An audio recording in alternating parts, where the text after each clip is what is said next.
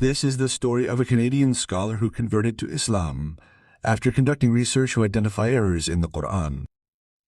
The Quran is the holy book revealed by God to his prophet Muhammad. Peace and blessings be upon him as a mercy and guidance to humanity. It is clear that everyone who follows its teachings attains peace, security, and happiness in this world and will do so in the hereafter. Despite this, some people do not believe in the Quran's divine origin. They search for faults in it to prove that this book is not from God. One of these individuals was Canadian professor and religious researcher Dr. Gary Miller. He had worked as a Christian missionary for 15 years. As a missionary, he was concerned about the rise of Islam, which is rapidly growing in the West even today. To counter this, he decided to examine the Quran to find errors and contradictions. He believed that the Quran, like other books, must have weaknesses. He believed that if he could identify the flaws in the Quranic verses, he would have a strong argument to turn people away from Islam. He wanted to use the same verses to dissuade Muslims from Islam. However, what he discovered upon his in-depth research was the exact opposite of what he had expected. One of the things that surprised him most was that, while he expected to find sections in the Quran praising the Prophet Muhammad himself or his family, he instead came across a chapter called Maryam. This chapter recounted the life of Maryam in a way he hadn't seen in any other book, including the Bible.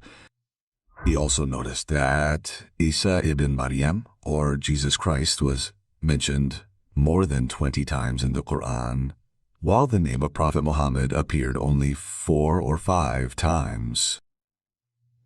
Why would Prophet Muhammad write a book praising those who lived centuries before him instead of praising himself? Miller wondered.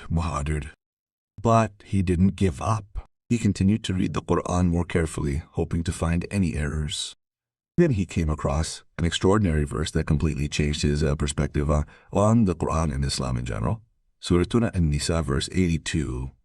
God says, "Do they not reflect on the Quran? Had it been from anything other than God, they would undoubtedly have found many contradictions within it." Professor Miller was astonished by the Quran's explicit invitation to its reader to search for errors. No author claims that their book is free of errors. The Quran, however, speaks of this and challenges them.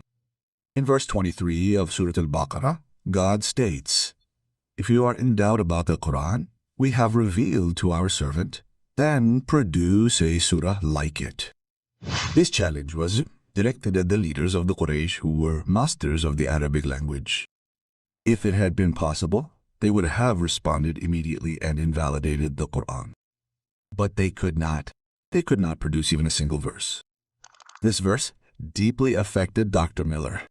Another point that surprised him was that the Quran did not mention any tragic events in the Prophet Muhammad's personal life, such as the death of his wife Khadija or his children. On the contrary, verses revealed during difficult times convey messages of victory and hope. Those revealed during times of victory warn against arrogance and call for greater effort and sacrifice. If a person were to write about their own life, wouldn't they praise their victories? Wouldn't they reveal their defeats? Why does the Quran do the opposite? Because it is not the word of a human being. Dr. Miller, in his book The Amazing Quran, which he wrote after converting to Islam, interprets verse 49 of Surah Hud as follows: "O Muhammad, O Muhammad, these are among the news of the unseen that we have revealed to you. Neither you nor your people knew them before this." Miller states, this style of narration is unique in no other work. It means first giving information, then saying you did not know it before. Neither the Meccans nor any other community have ever claimed to possess this knowledge. No scholar in the world has been able to prove that the information contained in the Quran was known before the Quran.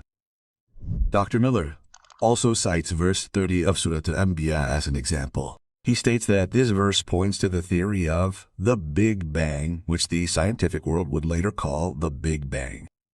He states that the universe came into being through a massive explosion that created the heavens and celestial bodies. How could a man living In the 7th century, with no scientific training, the Prophet Muhammad have known such a truth.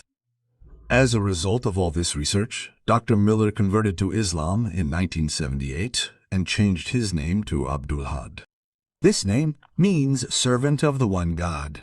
He worked at a university in Saudi Arabia for a time. He then dedicated his life to teaching Islam, giving lectures, producing television programs, and writing books. His most famous work, the amazing Kur'an, demonstrates with compelling evidence that the Kur'an can never be the words of a human being. May God ease the path and enlighten the hearts of all who sincerely strive to seek the truth. I thank you all from the bottom of my heart for watching this video. May God protect you, bless you, and make you a source of goodness. With greetings and prayers,